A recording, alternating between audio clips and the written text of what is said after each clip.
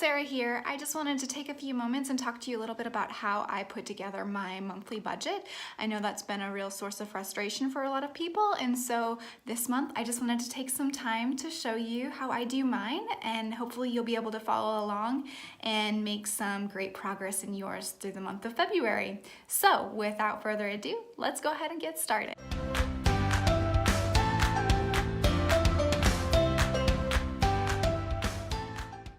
So as you get started with your monthly budget, of course, you're going to want to look a little bit at what your financial focus is.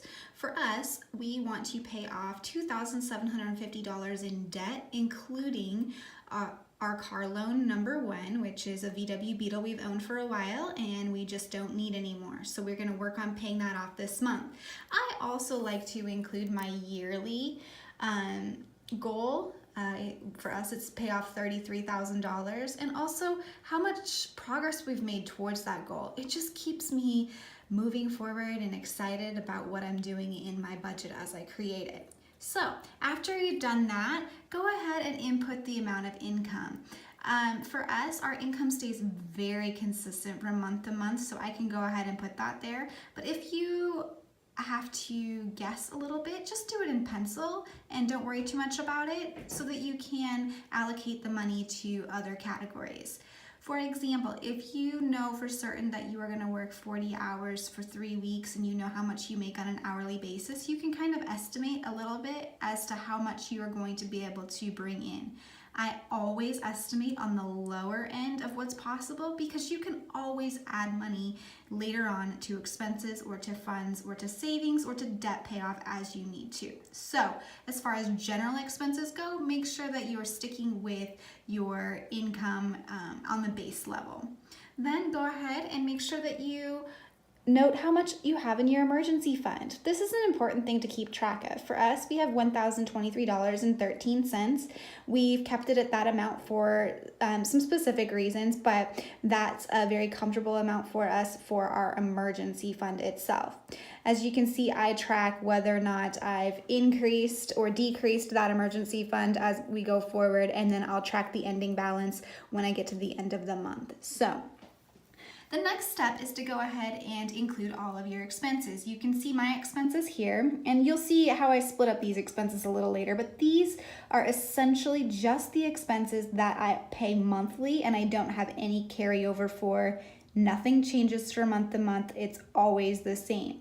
The only one that I do include that could be considered maybe a changing one is that line for gas. But when I know that $150 for gas is on the high end of the amount for us that we will need. And so if I have any additional money left at the end of the month, I will make sure that I note my actual and take that additional money and put it into a savings fund or towards debt payoff. So that's my plan. I also like to include the due date. This is especially important if you have a payment that you actually have to pay before a certain date. For us, our budget is on automatic for pretty much everything, so you can see that I don't even worry about it from month to month. And then obviously our gas is that one that has the line because that's just going to be incremental as we take money out of our account. And then if you need to note the date paid, that's something that I like to include as well. Make sure that at the beginning of the month that you add up all those expenses and put them in your planned column, just to make sure that you are tracking with staying underneath how much income you've made. So moving forward, let's talk a little bit about grocery and household. Hopefully by now you have a good idea of how much money you should spend each week or each month on groceries and household items. For us, we split it by week, and I only split it by 4 weeks, but sometimes there's a 5th week in there, so you might want to have a line item for a 5th week if you know that, like, say January was a really long month, so might have wanted to have a 5th week there. We split our budget up. Typically I keep it all the same for each week, but this month we've decided to go ahead and try something different, spending a little bit less on some weeks than others, just based on the circumstances around those weeks. We also have a household budget, which we've decreased by quite a bit this month for reasons as well. But we always put a little bit of money in that. That's for paper products, cleaning products, and other such things. An eating out budget, which we've actually canceled out this month. We're not going to have an eating out budget just due to a short vacation my husband and I are going to take, so we've decided to forego that eating out budget. We also have a miscellaneous fund, which is pretty much just our catch-all fund for anything that might come up, parking, fees or anything like that that might come up that we would need to have something to cover them. So for a total of $380, that's what I planned for this month. Obviously, throughout the month, I'm going to be tracking these in my actual category, and you can also track for your weeks what date range that's going to apply for. For us, we do Sunday to Sunday, so I'm not too concerned about tracking that this month. Then you want to make sure that you have your savings funds accounted for. So for us, you can see we have a boatload of savings funds.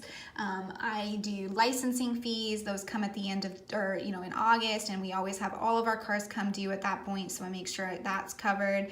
I'm adding a little bit of money to that this month. Avista is something that is our electricity, and I want to make sure that, despite the fact that we sometimes pay more in the summer and more in winter and less in the summer, I want to have it be fairly consistent throughout the year. So I put a certain amount of money into our fund for that each month. Waste management, that's a quarterly payment. So I put a little bit in each month. That's another quarterly payment. Our vacation fund, you can see that we've been augmenting that just a little bit because we've got a little weekend getaway this month, and so I want to make sure that that's got some money in it. We have a game night. That's also could be considered a generosity fund. We tend to invite people over quite frequently, and so that's an easy way for us to say, hey, we can buy some drinks, we can buy some food, that kind of thing, to have people in. Our home improvement fund, we add to every month, depending on, in some months we add more, some months we add less, just depending on what our budget looks like. We have a birthday fund, which is very small, as you can see. We've used up a little bit of it, so we only had 89 cents left at the end of last month, but we're gonna add $5 to it, which is pretty consistent. It gets a card, or sometimes adds up just a little bit more throughout the year. Our Christmas fund, I'll talk a little bit about Acorns later, but we don't have that in our bank account. I use Acorns to collect that money. We have a back to school fund, just so we don't get surprised with the expenses come August and September. We have a medical expenses fund, which, if you knew, we had a lot of medical expenses last month, so that's been zeroed out, but we're gonna add a little bit of money to it this month. I have a fund to run my blog, so there's some expenses that come with that, so I add money to that fund each and every month. We have a pet care fund. We carried over $21.37 from last month, and we plan to add $50 more, so that covers litter and cat food and that kind of thing. We have also a little bit of not savings, but spending for my husband Justin, myself, and my 2 daughters. So that's something that we have stuck with each and every month, and it's very important to us keeping our budget from month to month, just because we can each have our own little monies to use for different items. Now, the last thing that you're going to want to include is your debt. So I just go ahead and add my debt in the order that I plan to pay them off. You can see that we have a car loan. That's the one that I had on my monthly financial focus. We're going to pay that off this month. I've added our minimum payment, and then I will add the actual amount paid when I go to pay it off on the 1st. I have, we owe for a mattress. We had a home issue, so we have some debt on that. We have a credit card, some student loans, an extra car loan that we're also going to pay off, and some medical debt that we're working on too. We also have a couple smaller debts that we are not focused on paying off any more than the minimum payment at this moment for some personal reasons. So that's just something that we've got going on. So I will then carry over the actual paid, which will include the amount extra that we pay on 2 of our primary debts, which is the car loan that we're going to pay off in full, and then the mattress, which we're going to hopefully pay off in full next month. So that's something that we've got going on. And then you just want to make sure that you add up those minimum payments, making sure as part of your planned income. Then I go ahead and I carry over my total income, which we had under the income category. I add up my planned income, which is how much I plan on putting in my funds, how much I plan on paying off in debt minimum payments, how much grocery and household items, and then my regular monthly expenses. So that's all included here. And really we can see that I've got a little over $1,000 left over that I'm going to use for my debt snowball. That's going to go straight towards paying some of these actual payments. So then this month I'm going to pay off the car loan number 1, and next month I'm going to pay off the mattress.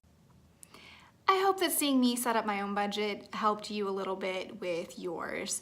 I know it can be really frustrating as you start out budgeting or try to revamp a current budget that's not working, so don't get frustrated if it doesn't work the first month, okay? Head over to lemonblessings.com for more information. You can get information on how to save on your grocery budget, how to cut back on your miscellaneous expenses, and some tips and tricks to keep that budget working for you all month long. Have an awesome month and have a great day. Bye.